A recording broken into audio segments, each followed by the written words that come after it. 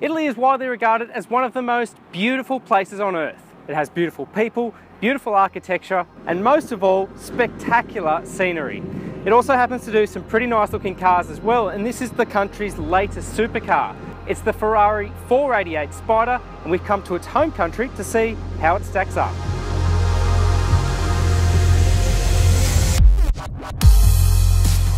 The 488 Spider sits along the GTB as the latest mid-engine sports car from Ferrari. With a waitlist extending a couple of years, we figured what better way to acquaint ourselves with the new model than on a good old-fashioned Italian road trip. Our journey starts in Ferrari's hometown of Maranello, taking the A1 highway towards Parma before slipping towards the beautiful Tuscan city of Carrara via the A15. From there, it's back up the Apennine mountain ranges for one of the most exhilarating drive loops on offer, a high-speed jaunt along the SS63. Fitted with a newly developed twin turbocharged V8, the 488 boasts more performance across the spectrum compared with the 458 that it replaces. Its 492 kilowatt and 760 Nm outputs are good enough for a 0 to 100 time of just 3 seconds. It has brakes lifted straight from the LaFerrari hypercar and an electronic assistance suite that wouldn't look out of place on an Airbus A380. But even away from faster roads, the versatility of the 488 impresses. The most remarkable thing about it, from the outset, is just how much more rounded it is compared to the 458. There's been a couple of big changes. The addition of those two twin-scroll turbochargers has meant that the car finds its peak power outputs much lower in the rev count. So naturally it has a double prong effect. One, it's a lot easier to access all that power when you're getting into it. But the other thing is that it means the car is more civilised in daily driving, and that's been the real standout thing. In saying that, this trip to Tuscany isn't all about highways and rural towns, and so it's soon on to some twisty stuff to see just what the 488 has got. The answer? A lot.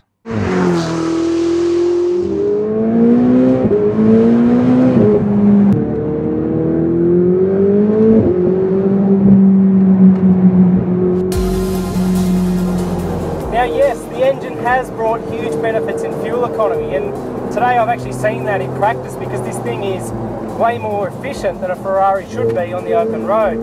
But this happens to be where the real advantages are made up, in power. The engine itself is way more accessible than before. You've got peak torque at 3,000 RPM instead of 6,000.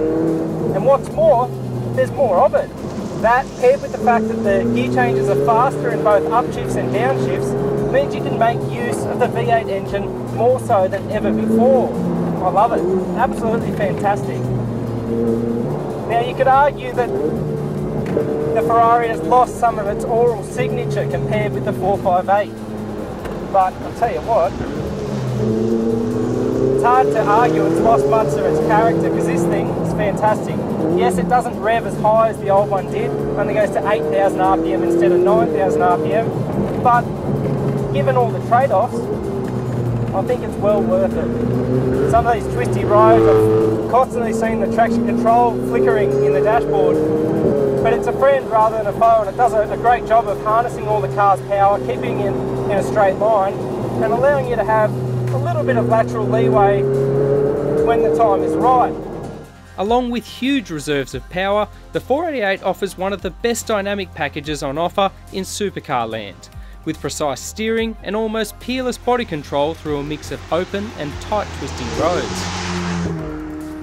The backdrop here just outside of Fivizzano is absolutely spectacular.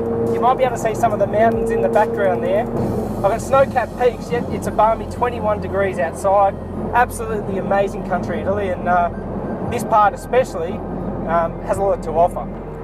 So the big question, does the 488 stack up in the beauty stakes against Italy's other exports? Well, we'll let you be the judge of that, but from the driver's seat, it looks and feels like a work of art, a high-powered salute to classic Italian craftsmanship.